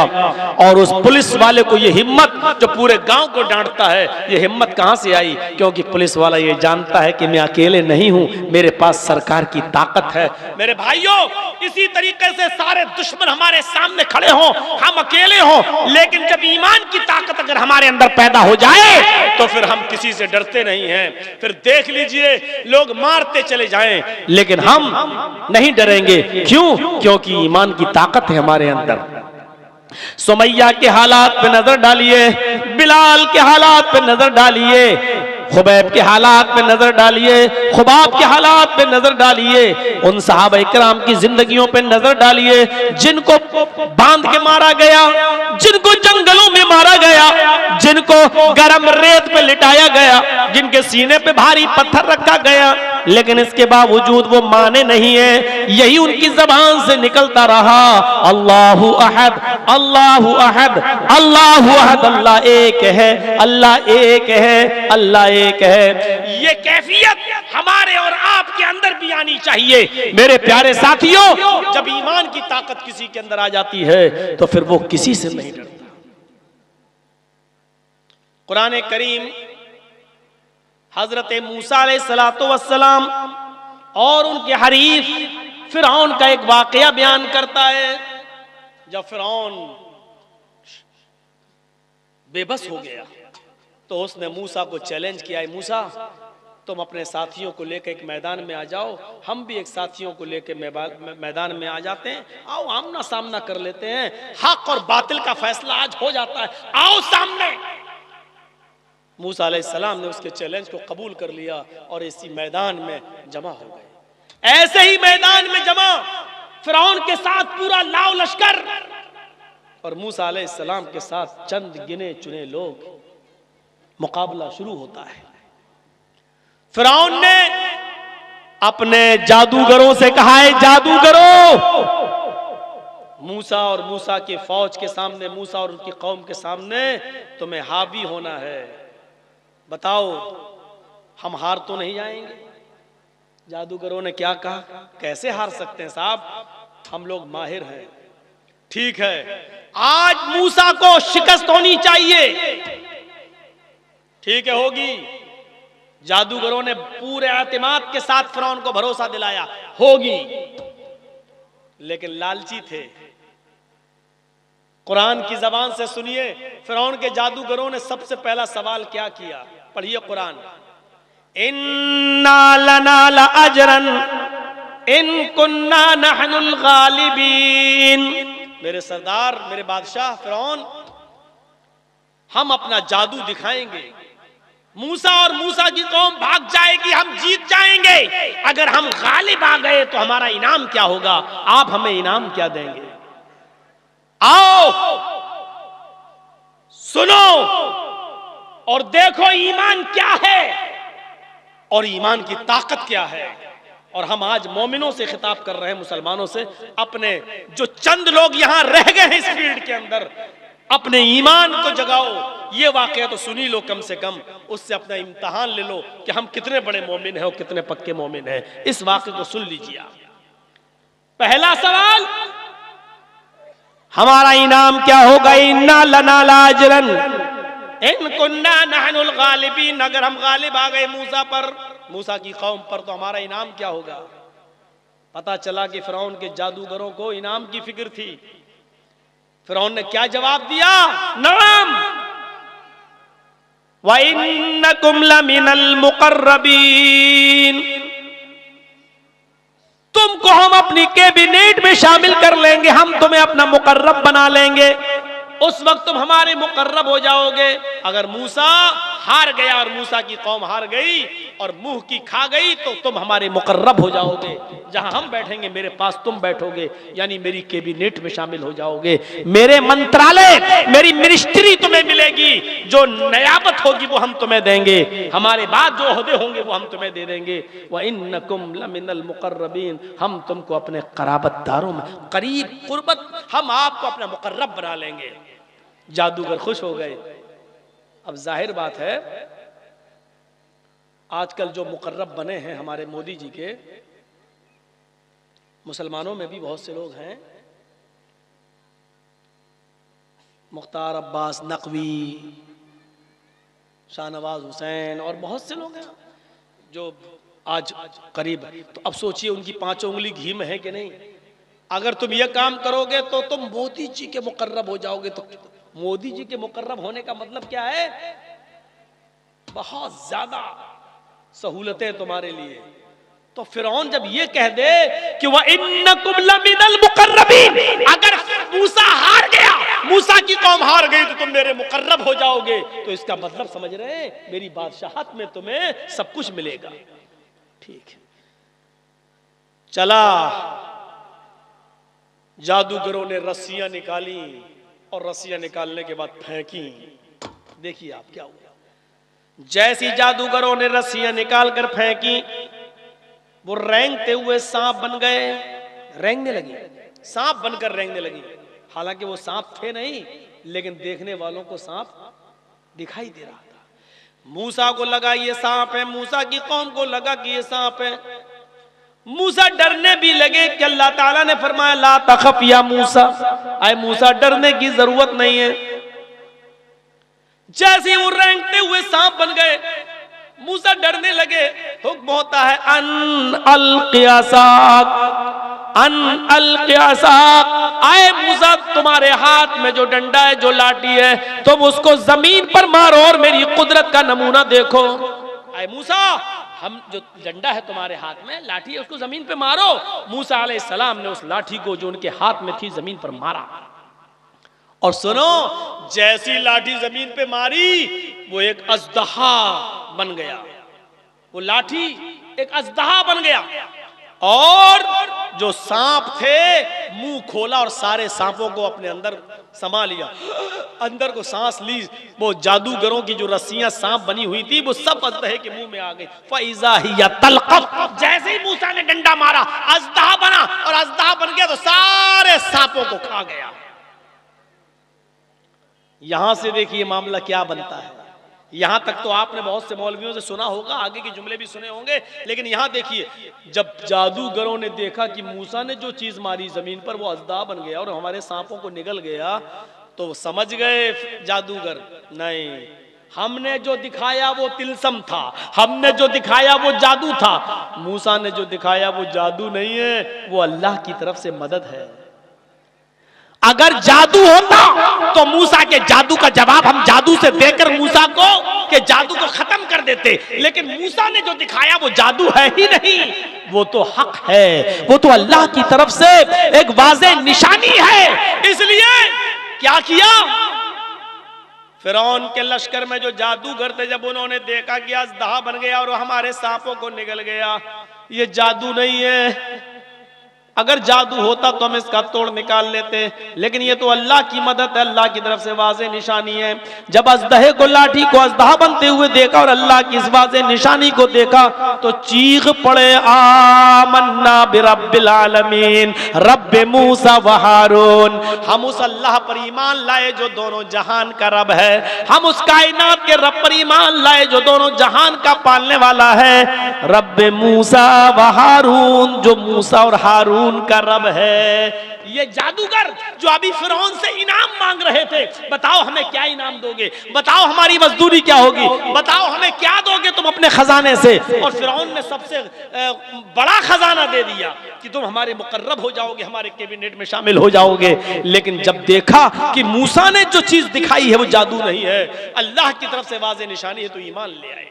और ईमान भी लाए तो क्या, आमन्ना बिरब्बिल आलमीन। जब ये कहा कि हम रब्बुल आलमीन पर ईमान लाए, तो चूंकि फिरौन भी अपने आप को रब्बुल आलमीन कहता था, इसलिए फौरन जादूगरों ने कहा कि नहीं, आमन्ना बिरब्बिल आलमीन, रब्बुल आलमीन पर ईमान लाए, फिरौन तुझ पर नहीं, रब्बे मूसा व हारून, उस रब पर जो मूसा का रब है और जो हारून का रब है, यानी तेरे ऊपर नहीं, मूसा और हारून के रब को हमने अपना रब मान लिया है, यानी उस रब पर ईमान लाए। सोचो फिरौन पर क्या गुजरी होगी। फिरौन के ही सामने फिरौन के करीबी लोग एकदम ईमान ले आए, लेकिन ईमान लाने के बाद इन जादूगरों की ताकत का हाल देखिए क्या हुआ। मालूम है कि फिरौन सामने है, यह भी मालूम है कि फिरौन के लाओ लश्कर उसका साथ है। फिरौन ने क्या कहा, अच्छा पलट गए, उधर चले गए, मूसा और हारून के रब पर ईमान ले आए, हमारी इजाजत भी नहीं ली। कहा अब इजाजत की क्या जरूरत, वाज़े निशानी देख लिया, अब इजाजत की क्या जरूरत है, कोई इजाजत की जरूरत नहीं। फिरौन हम अल्लाह रब्बुल आलमीन पर ईमान लाए, तेरी इजाजत क्यों ले।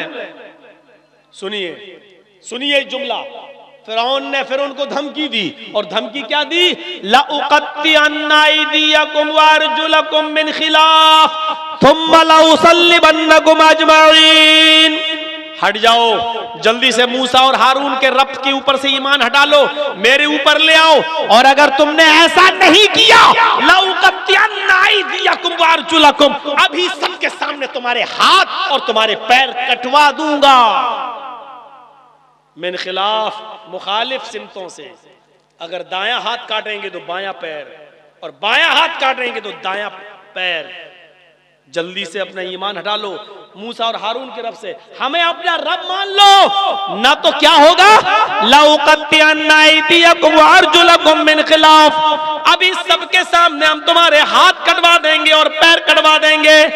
दाहिना हाथ काटेंगे तो बायां पैर, और बायां हाथ काटेंगे तो दायां पैर।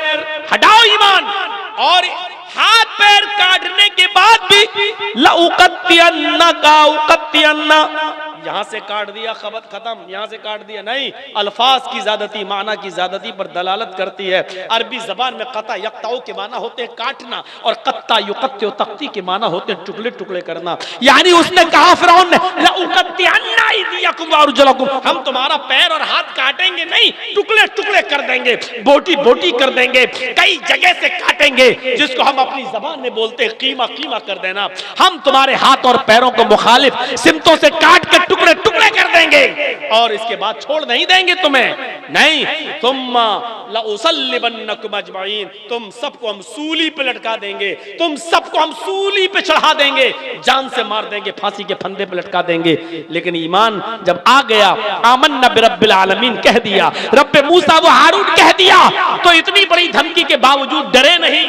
ये जादूगर क्या कहने लगे, जो इन्होंने जवाब दिया वो सुनिए, लन्नु सीरका अला मा जाना मिनल बय्यिनात वल्लज़ी फतरना फक़ज़ी मा अंत क़ाज़िन इन्नमा तक़ज़ी हाज़िहिल हयातद दुनिया।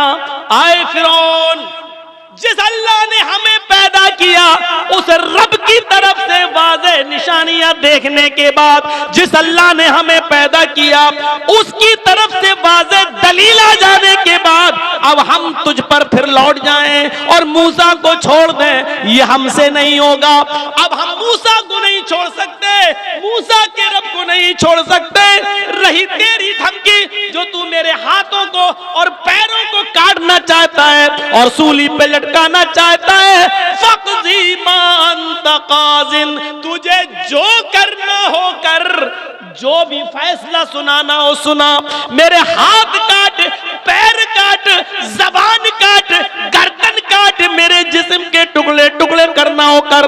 फक़ज़ी मा अंत क़ाज़िन, तुझे जो कुछ भी करना है कर, लेकिन याद रखना इन्नमा तक़ज़ी हाज़िहिल हयात दुनिया, ये सब कुछ तू सिर्फ इस दुनिया ही में कर सकता है, आखिरत में तू मेरा मालिक नहीं है। दुनिया में सजा दे सकता है, आखिरत का तू मेरा मालिक नहीं है। मेरे प्यारे साथियों, यहां से आप अंदाजा लगाइए, जो अभी इनाम मांग रहे थे फिरौन से, लेकिन जब मूसा ने लाठी मारी और अजदहा बन गया, अल्लाह की तरफ से इस निशानी को देखा, निशानी को देखने के बाद वो ईमान लाए, और जब ईमान लाए तो इतनी ताकत पैदा हो गई कि वो हाथ कटवाने के लिए तैयार हो गए, पैर कटवाने के लिए तैयार हो गए, अपने जिस्म के टुकड़े टुकड़े करवाने के लिए तैयार हो गए। फिरौन और फिरौन के लाओ लश्कर से डर नहीं रहे हैं, अब उनको इनाम का भी लालच नहीं है, क्योंकि अब उनके अंदर ईमान की ताकत आ गई। और जब ईमान की ताकत किसी के अंदर आती है तो फिर वो किसी से नहीं डरता।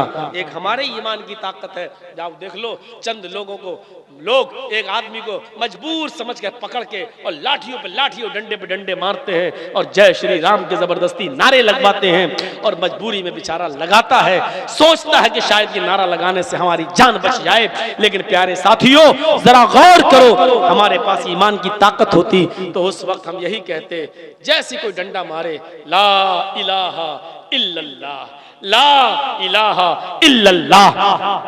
वो जितना कहे जय श्री राम, हमारी जबान से निकले अल्लाहु अहद, अल्लाह एक है, ला इलाहा इल्लल्लाह। मेरे भाइयों, ये ईमान की ताकत आज हमारे पास नहीं है, ये ईमान की ताकत आज हमारे पास नहीं है। सुमैया को बीच में खड़ा कर दिया गया, तबकात इब्न साद के अल्फाज हैं, उसके जिस्म के कपड़े फाड़ दिए गए। अबू जहल ने नेजा शर्मगाह में दाखिल कर दिया, लेकिन इसके बावजूद कहती है सब्बित क़दमैया अला दीनिक या रहमर राहिमीन, ऐ अल्लाह मेरे दीन को साबित कदम रखना, अल्लाह मेरे दीन को बचा लेना। अल्लाह, ये अबू जहल ये सजा देकर मुझसे मेरा दीन छीनना चाहता है, अल्लाह मुझे मेरे दीन पर मजबूती के साथ कायम रखना। अबू जहल दो ऊंटों को मंगाता है, एक ऊंट पूरब की तरफ और एक ऊंट पश्चिम की तरफ चेहरा कर देता है, और दोनों पैर सुमैया के दोनों ऊंट से बांध देता है, कोड़ा उठाता है, कहता है सुमैया अभी ये दोनों ऊंट दोनों सिमतों में भागेंगे और तू बीच से तेरे दो टुकड़े कर दिए जाएंगे। बता अब तू मोहम्मद के रब को छोड़ती है या नहीं छोड़ती है? हंसती है, इस पोजीशन में हंसती है, पैर बंधे हैं हंस रही है, कोड़ा अबू जहल के हाथ में है लेकिन हंसती है, कहती है अबू जहल जितनी देर तू इन ऊंटों को भगाने में लगा रहा है उतनी ही देर मुझे रब की जन्नत में जाने में लग रही है। मेरे प्यारे साथियों, यहाँ पर लाकर हम अपने आप को देखें, हम अपने आप को टटोलें, हम अपने आप को लाएं और देखें कि सुमैया के अंदर ये कौन सी ताकत थी। अबू जहल खड़ा है, अबू लहब खड़ा है और कुरैश के बड़े बड़े लोग खड़े हैं, सजा दे रहे हैं। सुमैया अकेली है, ज्यादा से ज्यादा उसका बेटा मार या उसका शौहर यासिर उसके आंखों के सामने है, पूरी फौज एक तरफ, लेकिन सुमैया इस मौके पर भी चीख रही है अल्लाहु अहद, अल्लाह एक है, अल्लाह एक है। ये सुमैया के अंदर ताकत किस चीज ने पैदा की है? ये वही ईमान की ताकत है। इल्लल्लज़ीना आमनू व अमिलुस सालिहात वतवासौ बिल हक़ वतवासौ बिस सब्र, और हक बात को टंके की चोट पर कहते रहो, हक बात का ऐलान करते रहो। हक बात कहने में किसी से कोई समझौता नहीं, हक बात कहो, और हक कहोगे तो परेशानियां आएंगी, परेशानी आए तो उस पर सब्र भी करो।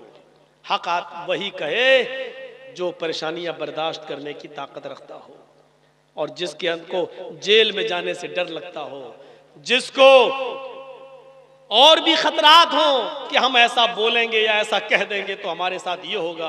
आजकल बड़ी ख़राब हुकूमत है, ये है वो, इस तरीके का सोच के अगर आप हक बात नहीं बोलेंगे तो याद रखना, अगर आप सब्र नहीं कर सकते तो हक बात मत बोलिए। इमाम मालिक रहमतुल्लाह अलैह से पूछिए, जिन्होंने बादशाह के खिलाफ फतवा दिया और कहा इन्ना तलाक़ल मुकरिहा लैसा बिशै, जबरदस्ती दी हुई तलाक नहीं होती। जिस बादशाह ने गरीब आदमी की बीवी को मजबूर करके तलाक दिलवाई है और उसको अपने निकाह में रखा हुआ है, ये बादशाह हरामकारी कर रहा है, जिनाकारी कर रहा है। बादशाह के सामने कहा है बादशाह ने कोड़े परवाए, हाथ शल हो गए, उठते नहीं थे, पैरों में बेड़ियां डलवा दी, हाथों में हथकड़ियां डाल दी, ऊंट के ऊपर उल्टा लिटा दिया, पूरे मदीने में चक्कर लगाया गया और बताया गया कह दो ये बादशाह का कहना नहीं माना तो इमाम मालिक को ये सजा। और इमाम मालिक कह रहा है ये बादशाह का चमचा झूठ बोल रहा है, बादशाह का कहना न मानने की सजा नहीं, मुहम्मदुर रसूलुल्लाह की हदीस सुनाने की सजा मुझे मिली है, क्योंकि बादशाह ने गरीब, बेबस और लाचार आदमी की बीवी पर जुल्म करके उसके शौहर को मजबूर करके उससे तलाक दिलवा दी और उसकी बीवी को अपनी बीवी बना लिया। लिहाजा जबरदस्ती दिलवाई हुई तलाक तलाक नहीं होती। अल्लाह के नबी ने फरमाया इन्न तलाक़ल मुकरहा लैसा बिशै। इस ऊंट पर हाथ मेरे टूट चुके हैं, पैरों में खड़े होने की ताकत नहीं है, बेड़ियां पड़ी हैं, हाथों में हथकड़ियां पड़ी हैं, ऊंट पर उल्टे मुंह लटका दिया है। इस हाल में भी मैं यही कहूंगा इन्न तलाक़ल मुकरहा लैसा बिशै। जबरदस्ती दिलवाई हुई तलाक तलाक नहीं होती। बादशाह जिनाकारी कर रहा है, उस औरत के साथ जिना कर रहा है। ये होता है हक बोलना। इस पोजीशन में भी हक बात कहते रहे और डंके की चोट पे कहते रहे। उस जमाने के बादशाह से नहीं डरे, हाथ पैर टूट गए, गवारा कर लिया, लेकिन बादशाह के खिलाफ बोलते रहे, हक बात बोलते रहे। और जो मार पड़ रही उस पर सब्र कर रहे हैं। हक बोलोगे तो परेशानियां आएंगी, परेशानियां आएंगी तो सब्र करना है। इसलिए अल्लाह ने हक और सब्र दोनों को एक साथ बयान कर दिया। वतवासौ बिल हक़्क़ि वतवासौ बिस सब्र। हक बात कहते रहो, परेशानी आए तो सब्र करते रहो। ये मुख्तसर सा खुलासा मैंने 1.5 घंटे की स्पीच में आपके सामने रखा है। लेट हो गए, इसमें हमारा भी कसूर नहीं था, आपका भी कसूर नहीं है। क्या करें, जो तकदीर में होता वो होता है, लेकिन फिर भी मैं पहुंच गया। और मुझे टाइम वैसे भी 11-12 बजे के बाद ही मिलता है। तो मेरे भाइयों, मैं आ गया, पहुंच गया। इब्राहिम साहब की मेहनत भी रंग लाई। अल्लाह ताला दोस्त इंशाअल्लाह ताल्लुकात रहेंगे, ज़िंदगी रही तो फिर कभी इस कमी को फिर पूरा किया जाएगा और वक्त से पहले हाज़िरी देने की कोशिश होगी। अल्लाह ताला से दुआ है कि बारे अल्लाह हमारी ख़ताओं को माफ़ फरमा दे, हमारे गुनाहों को बख्श दे, हमारे अंदर ईमान की ताकत पैदा फरमा दे, ईमान और अमल सालेह करने की हमें तौफ़ीक़ अता फरमा, हक़ बात कहने की और हक़ पर परेशानी आए तो सब्र करने की तौफ़ीक़ अता फरमा। जब तक तो हमें ज़िंदा रख, इस्लाम पर ज़िंदा रखना, ख़ात्मा हो तो ईमान पर हमारा ख़ात्मा फरमाना।